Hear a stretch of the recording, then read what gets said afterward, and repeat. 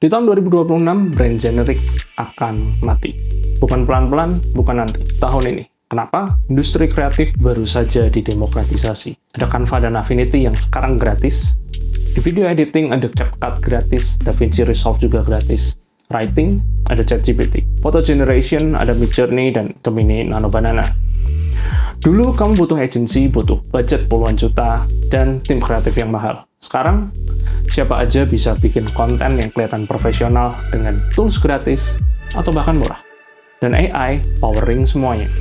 Makin cepat, makin bagus setiap hari. Sosial media makin rame dari sebelumnya. Semua bisnis punya Instagram, semua bisnis posting konten. Semua orang teriak, "Hey, lihat aku." Dan customer kamu makin pintar, makin selektif. Jadi, kalau kamu punya brand yang generik, kalau kamu kedengaran seperti orang lain, kalau kamu kelihatan seperti orang lain, kalau kamu tenggelam di keramaian, 2026 adalah tahun yang berbahaya untukmu. Tapi peluangnya, kebanyakan bisnis bakal tetap jadi seperti itu, jadi generik. Mereka bakal terus kejar taktik, mereka bakal terus copy kompetitor mereka. Dan ini jadi peluang buat kamu, kalau kamu benerin 3 hal ini. Saat ini kita ada di Januari 2026. Kalau kamu nonton ini, kemungkinan kamu sedang planning tahun ini. Strategi session, alokasi budget, marketing plan. Kebanyakan bisnis tanya, taktik apa yang harus kita pakai? Platform mana yang harus kita fokus? Bikin Reels atau long form? Pertanyaan yang salah, karena ini yang berubah. 1. Seluruh industri kreatif baru saja didemokratisasi. 5 tahun lalu, konten yang profesional itu mahal. Kamu butuh graphic designer untuk visual, video editor untuk konten, copywriter untuk messaging, fotografer untuk produk photoshoot. Agency charge itu puluhan juta. Sekarang, cukup hire beberapa orang untuk menggunakan tools yang free dan murah itu. Dan yang paling gila, AI powering semuanya.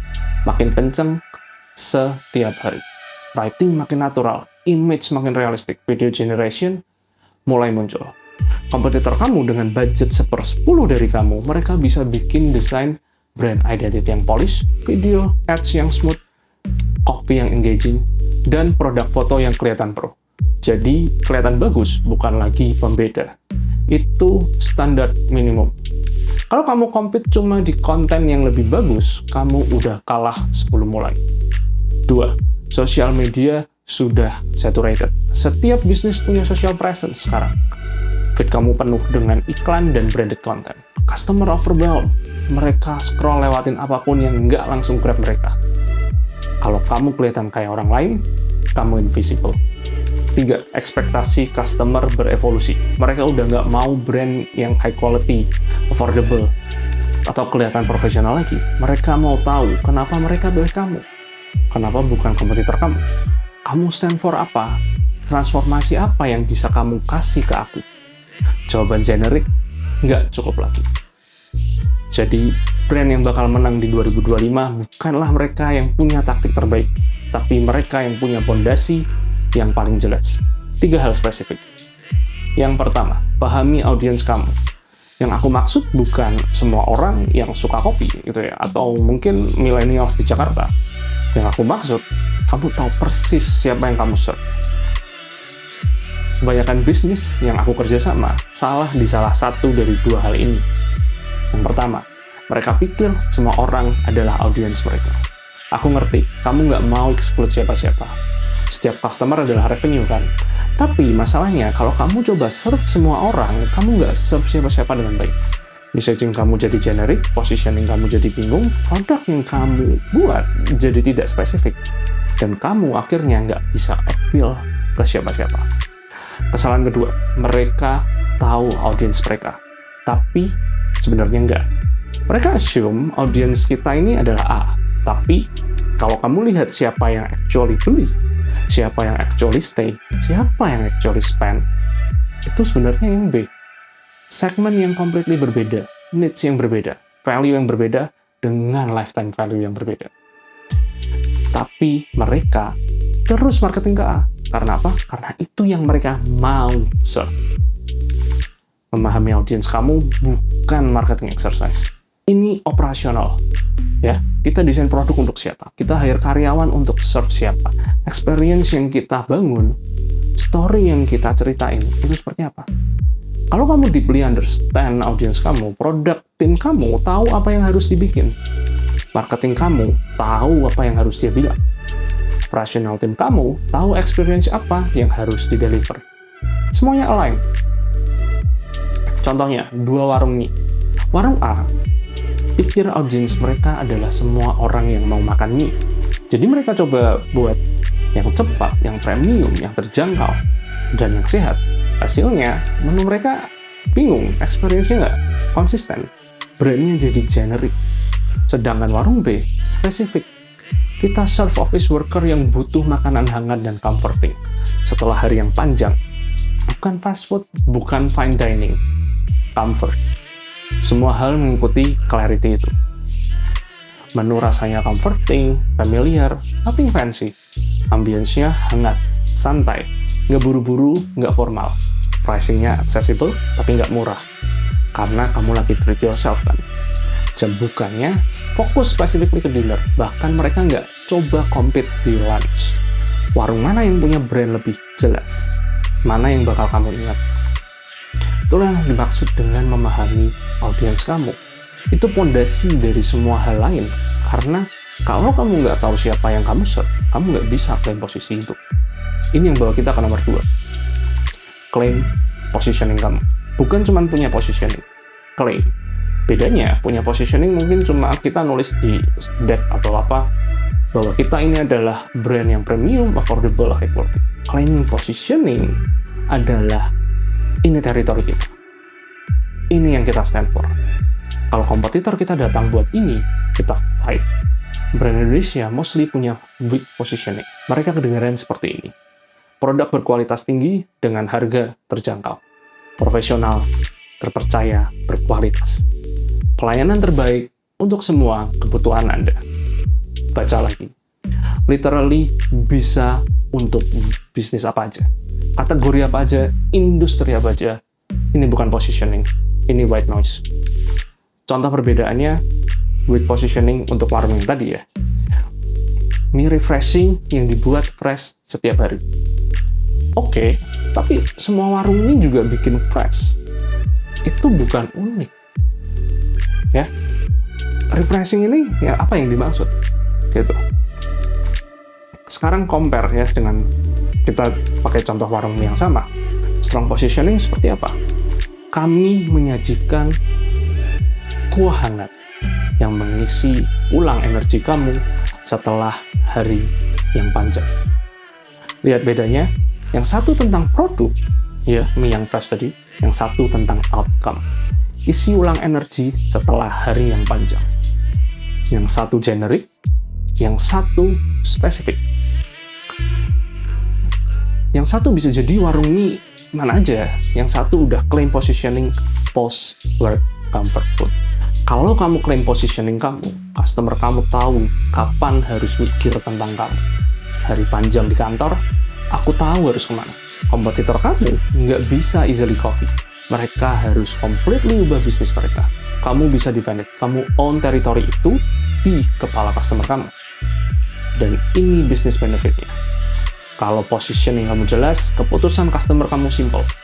Mereka nggak compare kamu dengan 10 warung mie lainnya berdasarkan harga dan kualitas. Mereka akan tanya, aku butuh post-work comfort food atau enggak? Kalau iya, ya warung kamu. Kalau enggak, mereka bukan customer kamu anyway. Itu yang claim positioning lakukan. Simplify keputusan customer untuk customer kamu. Dan untuk kamu. Tapi claiming positioning cuma work kalau kamu bisa ceritain story tentang itu. Ke nomor 3. Ceritakan story kamu. Dan ini dimana kebanyakan brand completely salah. Mereka pikir story mereka adalah kita mulai di 2015. Founder kita punya ini. Kita pakai bahan yang terbaik. Itu bukan story, itu resume. Brand kamu eksis untuk bikin customer kamu jadi hero, bukan kamu yang jadi hero. Story kamu tentang transformasi mereka. Kita lihat Apple. Mereka baru aja launch iPhone 17 Pro. Mereka nggak cuma show spek kamera aja, 48 megapiksel, f1.8, optical image stabilization. Enggak. Mereka tunjukkan profesional yang pakai iPhone untuk bikin movies, bikin ads, bikin konten di extreme condition, terkena debu, badai, lumpur, bahkan batu. Mereka tunjukkan kamu bisa lakukan apa aja dengan iPhone. Story-nya bukan kamera kita lebih bagus.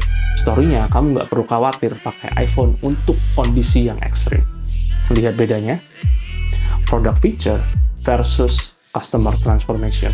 Weak storytelling itu seperti ini. Kita punya produk ini lebih murah dari brand lain, kualitas lebih baik.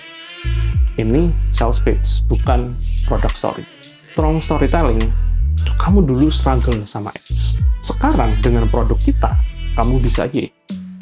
Before dan after. Problem dan solution. Ya, transformation. Balik lagi ke contoh warung mie yang tadi. Weak story itu kami menyajikan mie dengan bahan berkualitas, kuah dibuat dengan resep turun-temurun, harganya terjangkau untuk semua kalangan. Kalau kita ngomongin strong story versionnya, kamu baru keluar dari kantor jam 8 malam. Badan capek, pikiran penuh, kamu nggak butuh makanan cepat. Kamu butuh makanan yang bikin kamu feel better. Sekarang, kamu duduk di warung kami. Kuah hangat, porsi yang bikin kenyang, suasana yang bikin kamu bisa napas. 30 menit kemudian, kamu keluar dengan energi yang lebih baik. Siap pulang dengan kepala yang lebih ringan. Dan itu yang warung kami lakukan. Nggak cuma jualan mie, tapi ngasih kamu momen untuk recharge setelah hari yang berat. Story itu selalu tentang mereka.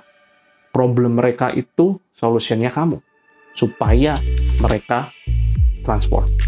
Bukan feature kamu, bukan company history kamu, bukan credential kamu. Mereka. Kalau kamu ceritain story yang benar, customer connect secara emosional. Mereka lihat diri mereka di story itu. Mereka mau transformation yang kamu jual. Features alone nggak bikin connection. Stories yang bikin. Tapi ini yang kritikal. 3 hal ini bukan hal yang terpisah. Mereka connected. Kamu nggak bisa klaim posisi tanpa tahu audiens kamu. Gimana kamu bisa bilang kita yang terbaik untuk X, kalau kamu bahkan nggak tahu siapa X itu? Kamu nggak bisa ceritain compelling story tanpa audience dan positioning. Transformasi apa yang mau kamu janjikan? Untuk siapa? Kenapa kamu specifically? Gitu kan? Mereka adalah sistem. Kalau kamu cuman fix satu hal, kamu tetap bakal struggle. Good positioning, tapi wrong audience. Kamu teriak ke antah berantah. Right audience, tapi weak positioning, ya kamu akhirnya blend in. Audience dan positioning, tapi no story, kamu akan forgettable. Kamu butuh ketiga-tiganya. Dan kalau kamu nggak punya satu pun, kalau kamu masih generic 2026, ini yang akan terjadi. Marketing budget kamu akan naik, tapi hasilnya akan turun. More noise, less signal. Customer acquisition cost kamu akan naik. Kamu compete di harga karena kamu nggak bisa differentiate. Kamu stagnan, nggak bisa scale. Karena kamu bahkan nggak clear ngomong ke siapa dan apa yang mau di-scale. Ya. Tapi kalau kamu benerin ketiga-tiganya, kamu komunikasi dengan orang yang tepat, marketing kamu jadi efisien. Less waste. Posisi kamu jelas. Kalau customer butuh yang kamu tawarkan, mereka akan mikirin kamu. Story kamu bikin connection. Customer jadi fans, fans jadi advocates. Long termnya, bisnis kamu jadi lebih efisien. Fokus ke serving customer yang tepat dengan cara yang tepat. Customer kamu stay lebih lama, higher lifetime value. Marketing kamu jadi lebih clear, lebih gampang, messaging-nya jelas, audiensnya jelas, diferensiasinya jelas. Ini cara brand menang di 2026. Bukan dengan taktik yang lebih baik, tapi dengan pondasi yang lebih jelas. Kenapa ini especially critical untuk bisnis di Indonesia sekarang? 3 alasan. 1. Era kreatif yang demokratisasi tadi. Creative production dulu adalah keunggulan yang susah ditiru. Enggak lagi. Kompetitor kamu bisa spin up brand identity yang cantik, video ads yang keren, produk foto yang pro, copy yang engaging dengan sangat mudah, dan toolsnya kebanyakan gratis. Jadi kalau kamu cuma compete di konten kami lebih bagus, kamu udah kalah. Brand credibility di 2026 datang dari reputasi, dari positioning, dari transformasi yang kamu deliver. Bukan cuman kelihatan profesional. 2. Social media saturated. Setiap bisnis punya Instagram, setiap brand posting konten. Feed customer kamu dipenuhi iklan dan branded content, bahkan lebih banyak daripada konten organiknya. Jadi kalau kamu nggak punya clear audience, nggak punya clear positioning, nggak punya clear story, kamu invisible. 3. Window-nya closing sekarang. Kebanyakan bisnis Indonesia masih generik, mereka belum melakukan hal ini. Mereka masih compete di kualitas dan terjangkau. Ini advantage kamu. Lakukan ini sekarang di 2026, dan kamu bakalan position sebelum market memaksa semua orang untuk catch up. Kamu bakal own position, sementara yang lain scramble buat differentiate. Tapi kalau kamu wait, kamu yang bakal playing catch up. Sementara kompetitor udah claim territory. Ini peluangnya, kebanyakan nggak bakal lakukan hal ini. Mereka bakal terus kejar taktik. Yang berarti, kamu bisa menang dengan going deeper. Dengan bangun pondasi. Jadi ini yang aku mau kamu lakukan. Setelah kamu menonton video ini, tanya ke diri kamu 3 pertanyaan ini. 1. Apakah aku tahu persis siapa audiensku? Bukan millennials atau semua orang. Orang yang spesifik yang aku serve. Siapa mereka? 2. Bisa nggak aku state positioningku dalam satu kalimat? Apa yang bisnisku stand for? Kenapa aku, bukan kompetitorku? 3. Apakah storyku fokus di transformation customerku? Atau cuma listing feature aja? Kalau kamu nggak bisa jawab ketiga-tiganya dengan jelas, dari hal inilah kamu mulai. Bukan dari taktik, bukan dari more content, bukan dari rebrand. Dari fondasi. Aku Adrian, aku bantu bisnis membuat brand yang memorable. Tahun ini aku akan breakdown exactly gimana caranya. Frameworks-nya apa, diagnostiknya seperti apa, real examples. Kalau kamu mau menang di 2026, hit subscribe, and see you guys in the next one. Bye.